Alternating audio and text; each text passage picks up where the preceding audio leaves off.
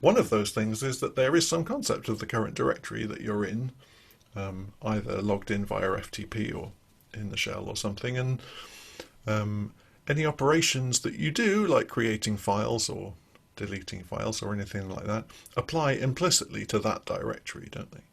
Yeah.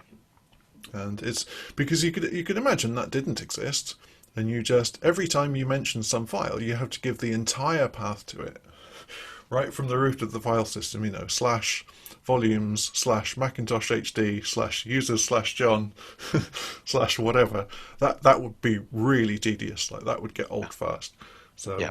So we just say, let's assume that everything I'm going to say is about this user's John directory, unless I specify the full path, and I can always do that. So this applies to FTP too. So it looks like we're saying, give me the current directory. It should be slash, that is to say, the root directory, not of the disk, but whatever the FTP server itself has a current directory, doesn't it, where it keeps its files, where uploaded files would go. And we don't know what the actual path on the server's disk is that we're talking to, but in FTP world we can just call it slash, can't we? Yep. We can have subfolders underneath that, but at the moment we haven't. So we're just saying if I haven't said anything at all about directories, I should just be in the root directory. Now I'm going to create a directory. Is that okay? Yes. Can I change directory to that directory? Yes. Now what is my current directory? It should be exactly that one, isn't it? Yep. That looks like what this is testing. Again, slightly confusingly. So like at line 534, we have if assert no error from calling current dir, then assert that the current directory is this test directory I just created. Fine. Okay. This is a marathon test, isn't it? Yeah. Yeah. But but it's straightforward. Like Yeah. no PhD level Go code here that Right. we wouldn't understand, and also no super complicated behaviors. It's basically just here's an FTP server. Can you upload, download, create directories, change Yeah. directories, that Yeah. sort of thing. Yeah. So fine. So let's run through the rest of this. Yeah. So let's see. Next is going to be a FTP upload file. Mm-hmm. So it's going to take the test file path, the file name, file size. It's taking client and a 0, and it's going to return that to an error value, and then we'll do an assertion on that. Yeah, Yeah. assert that no error. Yeah. And we already did this, didn't we? In that we uploaded the test file to the root folder, but now we will implicitly be uploading it to this subfolder that we created. Yeah. That needs to work too, and we're going to test that it does. And then what?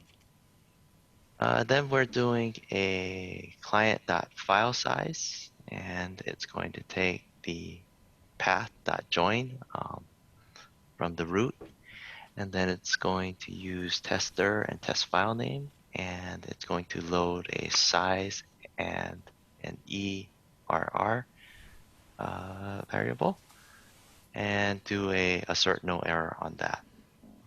So what's happening here? I think it's basically checking the file size. Yeah, saying we know how big the file is because we Yeah, created it. If I upload it to you and you tell me how big you think it is, yeah, we should agree. right. That's reasonable. Yeah. And then right below that, it's doing another assertion. So assert equal t test file size with size. So I guess making sure those two reconcile. Yeah. All right. So next looks like another client operation. So it's a client dot change dir to parent, and it's passing that into an error and asserting no error on this. So Yeah. yeah. Then also moving on to another directory operation. So it's a client.current dir and use setting cur dir and an error. And then using the if assert no error. If it's true, then drop into assert dot equal t root and cur dir. Right. No. So it sounds like, we uploaded this file into the subfolder, checked its size. Now we change back to the parent of this folder, which we know should be the root, and then we assert that. Is it in Right. fact the root? This might seem like it was labouring the point, mightn't it? Yeah. Um, Yeah. but in fact, I think this is good testing. I mean, the thing is, we feel instinctively like if you create a directory, cd into it, and then cd back up again, you should end up where you started. Hmm. That seems so obvious it hardly needs testing, but of course it does. Sure. Sure. Because as Go programmers, we know perfectly well we could write that code wrong. And Yeah. when you change directory back to where you were, it could panic or go to the wrong place or do Hmm. nothing or buy Bitcoin. Yeah. Anything Yeah. could happen. Right. So tests are in fact a way of asserting at great length and verbosity things that are obvious to anyone should happen anyway. That's a good definition of testing, isn't it? It's basically Right. saying whatever you thought it should obviously do, I'm going to explicitly check if it does. Sure. Sure. And that's fine, because anytime you just YOLO over it, sooner or later that's going to break. And Right. you wish Right. that you'd covered it in some test. So this is really Hmm. good. A lot of times I think people approach testing as basically, I have a bunch of functions. I just want to check they work. That's that's not an uncommon attitude, is it? It's not unreasonable either. I just think it doesn't capture the whole picture. I think, instead of saying, I have some current dir function, how do I test that? Well, I'm just going to call it. If it returns something reasonable, fine, we're done. But there's more to it, isn't there? There's some behavior around that. It's saying if you start in one place and you ask what the current directory is, it should be the place. If you change to another place and then you ask again, it should be that place. And if you change back to where you were before and you ask again, it should be the original place. That's that's a more sort of complex behavior because there's hidden state inside the server. Anytime you have state plus behavior, you have potential for complexity. Sure. So it's worth testing, and I think this is the right way to do it. If we were to criticize, we could say something like, maybe it's just testing a bit too much all in this one test, isn't it? It definitely feels lengthy. Yeah. When you have to keep scrolling up and down to see where you're at. Yeah, I mean, I was a young man when we started this. You know, it's mighty empires have risen and fallen just while we were working through this test. But it's reasonable because one, that there was a ton of setup to do, which you patiently worked all the way through, and having done all of that, we're going to test as much as we can, Sure, aren't we? sure. I mean, it's not like we couldn't create individual tests for all these things and just call the setup function. And maybe most of these things are too small to really justify a test of their own. I mean, you could imagine there was something like test upload, test change dir, just test make dir, that kind of thing, couldn't you? Hmm. And maybe, if there were complex behaviors around those things, it would definitely be worth having that test. But I think the author probably felt, with some justification, I'm just going to start the server, just do everything I can imagine doing via FTP, assert, no error everywhere, and then we're done. That's okay, nothing wrong with that. What I like to do, or what I think is nice if you can take the trouble, is to make each test about some specific behavior. There's this saying, isn't there, test behavior, not functions, which I think is nice. A bit puzzling on the surface. I mean, obviously those behaviors are implemented by functions. What are you talking about? But it's more of a question of how you look at it, isn't it? So instead of saying, I have a bunch of functions, let's write the simplest possible test for each of them, we're saying, actually, there's a whole bunch of behaviors involved in being an FTP server, isn't it? You should be able to upload and download things and change directories and so forth. And this is not one long many-step operation, is it? It's just lots of small operations. Right. They're jammed into the same test for reasons of convenience or concision or whatever, but they're not related. That's the problem. Like if this test fails, something's wrong. Right. But what? Yeah.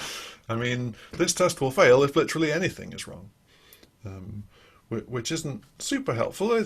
We know we can read through this test and find the line where it's throwing the error and figure out what's going on, fine. But if we wanted to make it super easy on the programmer, we could write one small, really focused test whose name itself describes the exact behavior that we want. Could we imagine writing a test something like test upload file of X size uses X bytes of quota, something like that? Yeah. I mean, that's a long name. Yeah. I'm proposing that's literally the name of the test function, which makes some people laugh reasonably. But the point is, I'm never going to have to type that name. Well, I've typed it. I won't have to type it again. And the only time I'll ever see that name is when some test is failing. And the nice thing is that, if a test fails, Go automatically prints out the name of the test function, and it tells me everything I need to know. Right. It's not like I can't give more information. I'd like to. I'd like to explain the specific circumstances of what went wrong. But I'd really like it if the name of the test tells me the specific behavior that isn't happening. And there's no way this test can do that, is there? Because it does a zillion things. Right. So that's reasonable. Okay, fine. We'd better. I don't want to tax your patience too much further, but we must be near the end of this test, Yep. mustn't we? So Yep. we can Yep. just we can skim on a bit. Similar things happening here. Try deleting the directory. Delete the test file. Delete the directory. Remove the directory. Apparently that's a different thing. It's not semantically different because the result is it deletes the directory no matter what, but there's two operations, delete and remove here. Fine. We now locally remove our test file that we created. This is just cleaning up the test fixture, isn't it? Remove the local download path and then quit the client. All of that should succeed. And we're out of that loop of everything we did twice, once for each of two users. Okay. And finally, there's some stuff at the end, isn't there? Yeah. What do we have here? So over here, we're going to do a httpd.test remove user, taking in the sFTP user and status OK. So sounds like it's trying to remove the user that we had set up earlier. Yeah, why didn't we do this in the loop? We did everything else twice in the loop over this slice of two elements, including creating the user. Why is the remove the user the one thing that we don't do? Right. In that loop. It's you can do the right thing, or you can consistently do the wrong thing. But if you do the wrong thing and then inconsistently the right thing, that's really the worst possible outcome, isn't it? Sure. Yeah. I may have to send a bunch of flowers and a box of chocolates to the author of this repo because I feel like I've, kind of thrown a lot of stuff at them. Not their fault. I didn't warn them in advance that we were going to be examining this code on YouTube. Perhaps I should have done. And I must say, how would you feel if it was one of your projects and a couple of internet randos were just kind of making a video about it saying, I don't think much of this code? You'd be pretty peed off, wouldn't you? Yeah. I sure would. But we do it from love. Sure. Or let's say in a spirit of sort of group learning, isn't it? Yes. We hope people watching this can sort of benefit from seeing the code, reading it with us, trying to understand it. Some of the conclusions that we've reached about it, or that I've reached, might be completely wrong. I'm sure some of them must be, and people can reach their own conclusions, but that's also helpful, isn't it? Yeah. Listening to people's wrong opinions, as we said earlier, can be helpful too. So I apologize for mine in advance. So all right, so we remove those two users, fine. We call this os.removeAll. We can guess what that does, and we pass it local user.getHomeDir. That actually sounds a little bit scary on the face of it, doesn't It it? does. It does. Yeah. It's like, wait, which user is this? Is that me? Yeah. Is Yeah. that removing all the files in my home Yeah. directory recursively? I'm not sure I want that. Right. But I assume that's just, the imaginary user that we Yes. created for test Yeah. purposes. Yeah. Hope so.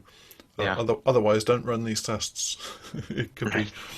I mean, we laugh, but I have genuinely made mistakes like this. Is saying, create some test fixture foo in the test, do things with it, and then os remove foo. But I screwed up somehow and accidentally removed everything, Sure. everywhere, including the kernel file of the running system, Right. without the installation CD to restore it from. That was a fun day. Yeah. Yeah. But it's very possible to make that kind of mistake, isn't Yeah. it? And Yeah. Definitely.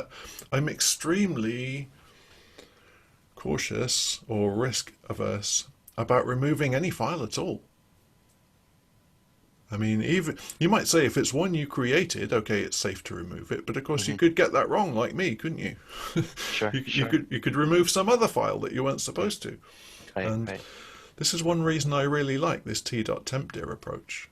It's Yeah. basically Yeah. saying everything inside here Hmm. is transient, will be definitely blown away at the end of this test, Yeah. Yeah. but nothing else will be. Um, we can't delete anything that's not in that directory, and anything in there couldn't have existed beforehand because we just created that directory. Hmm. So it's not like the OS temp dir. It's not like saying put some stuff in /temp and then remove things. Other people's temp files could be there as well, couldn't they? In a t.temp dir, it really is brand new right now, and we're safe to remove it, and I like to stick to that. So, okay, we're down to the last two bits, aren't we? Yes. You can romp triumphantly home now Yeah. by reading these. All right. So then we're going to assert that there's no error after clearing out the local user home directory. And then there's a assert eventually. Wow, that's cool. I've not seen that before. Yeah. Yeah. Uh, What do you think that means? Or, Eventually asserts that given condition will be met in wait for time, okay. periodically checking target function. So it looks like if you say assert eventually and you give it some func, and then a time, Hmm. this will be a time.Duration, Hmm. presumably 1 second in this case, and then something. What's after that? Oh, there's two times. Wait, I didn't get it. Let's see. Tell me again what assert eventually does. Uh, Eventually asserts that a given condition will be met in wait for time, periodically checking the target function each tick. Oh, right, okay. Yeah, I think the mist starts to clear, doesn't it? It's saying Yeah. assert that something is going to be true. Here's a function to tell you whether or not it is true. It's some func that returns bool. And a time to say it needs to happen within this time. And then another time to say keep checking every x. So it's like assert that this function returns true within 1 second from now, but don't check more often than every 10 milliseconds. That sounds okay. Yeah. Yeah. Quite useful, isn't it? What would Yeah. we do if we didn't have assert? We could use a time.timer, couldn't we? We have this in the standard library. We can say create a 1 second timer, and when it expires, fail. Mm. And there's also a time.ticker. I don't know if you know this. A time.Timer just expires after the specified time. A time.Ticker fires a tick every X period. Okay. So if you say, a time.Ticker gives you a channel, you'll receive a message on that channel every 50 milliseconds or whatever the interval is, and you can just write a for loop. You can range over that channel. You can just say for range ticker.tick, and that for loop will execute once every period, which is really neat. So we could have written something like that, couldn't we? We could have said create a time.ticker for every 50 milliseconds and write a for loop which calls, in this case, common connections get stats. How many connections do you have? Is the length 0? That's the condition we're waiting for, isn't it? We're waiting for 0 connections. Looks like. Yep. And then we do the same thing again with something else, don't we?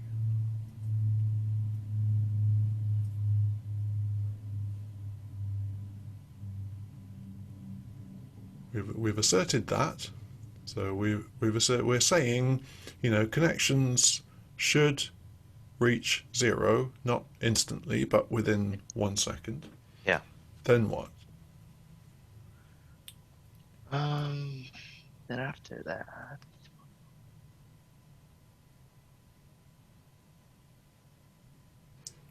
we assert eventually that common connections get client connections. Returns 0, isn't it? What's the difference? Is that not the number of connections as well?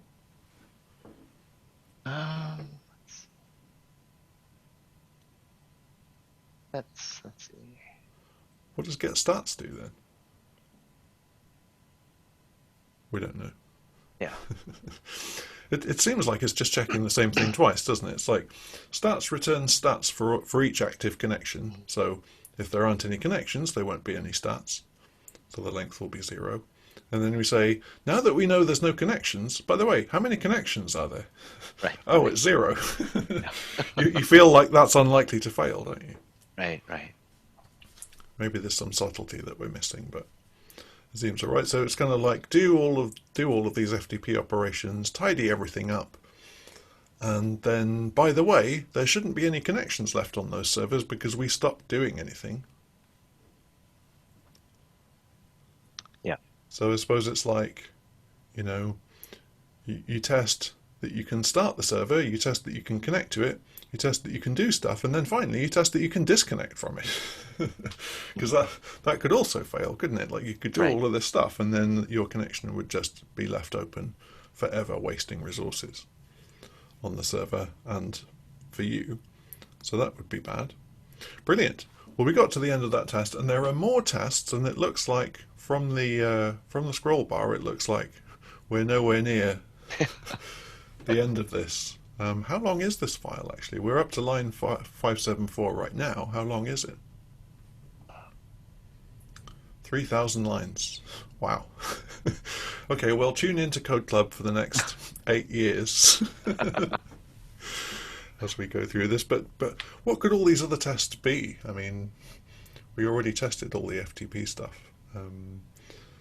Just stuff like, there's all these helpers that we sort of used already, isn't there? And Yeah. presume, are there any other actual tests, or is it all helper?